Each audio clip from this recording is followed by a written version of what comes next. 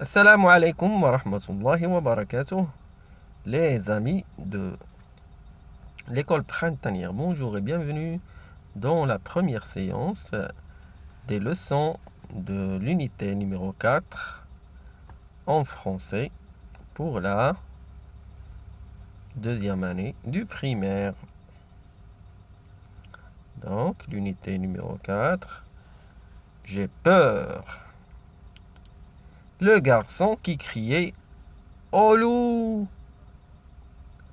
Il était une fois un petit garçon qui passait ses journées dans la montagne à garder les troupeaux de moutons.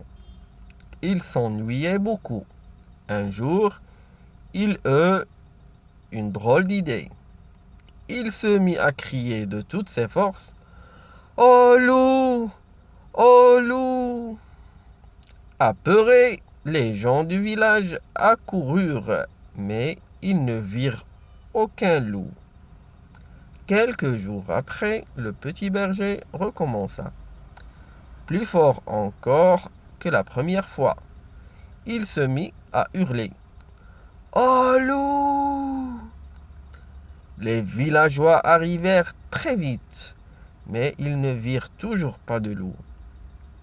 La farce avait si bien marché que le garçon continua pendant plusieurs semaines. Un jour, un vrai loup surgit de la forêt. Le jeune berger, affolé, cria de toutes ses forces: "Oh loup! Oh loup!"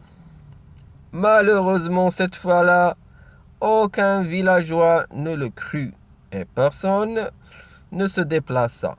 Le troupeau entier se fit dévorer. Comprenons le texte ensemble. Pourquoi le jeune garçon passe-t-il ses journées dans la montagne? Il garde les troupeaux de moutons. C'est un petit berger. Pourquoi s'amuse-t-il soudain à crier au loup? Car il s'ennuyait beaucoup. À ton avis, pourquoi les villageois ne croient plus le jeune garçon à la fin de l'histoire? Parce qu'il a exagéré. La farce a continué pendant plusieurs semaines. Que penses-tu de la farce du jeune garçon? Cette histoire se termine-t-elle bien ou mal? Quelle phrase te l'indique? Cette phrase, cette histoire se termine mal.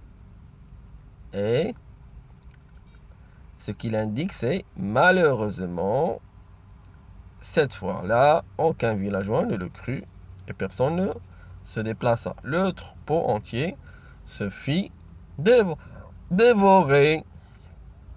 Vers les cris. Raconte ce qu'il se passe avant l'apparition du loup. Raconte ce qu'il se passe après.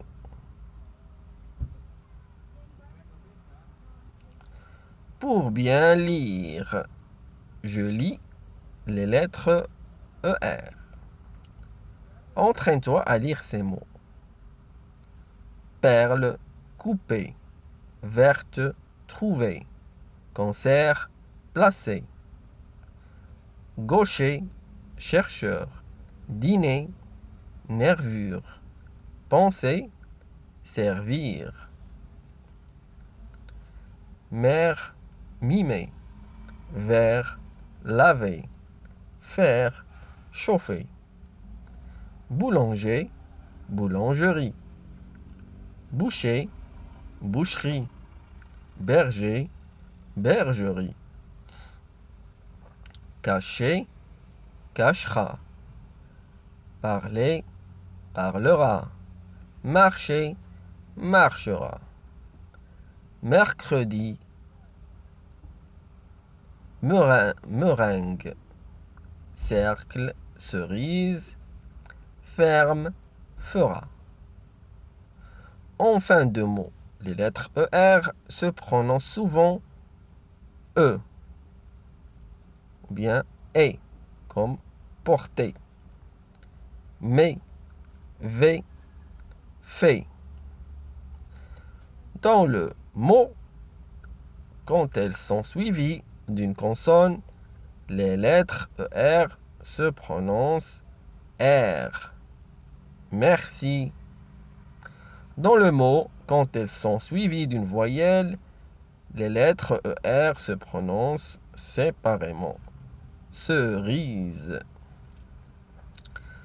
Recherche dans le texte, page 32 et page 34, 3 mots où les lettres ER se prononcent comme et 3 mots où les lettres se prononcent comme R, comme E et comme R. Et R de portée et R de merci.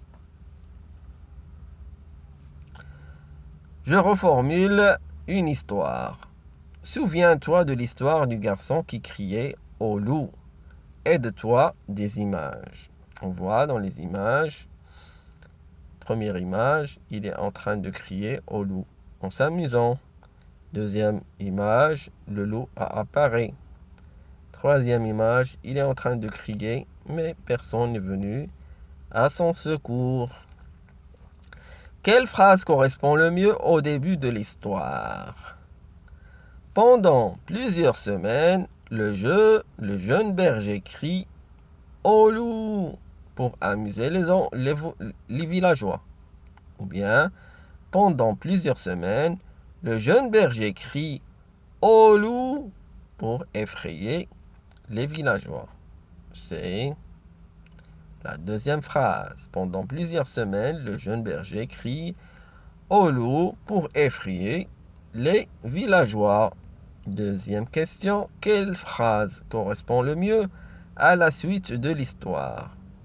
Est-ce que c'est attiré par l'odeur des moutons, le loup surgit soudain de la forêt, ou bien attiré par les cris du garçon, le loup surgit soudain de la forêt? C'est la première, attiré par l'odeur des moutons, le loup surgit soudain de la forêt. Et la troisième question, à toi de trouver la phrase qui correspond à la fin de l'histoire.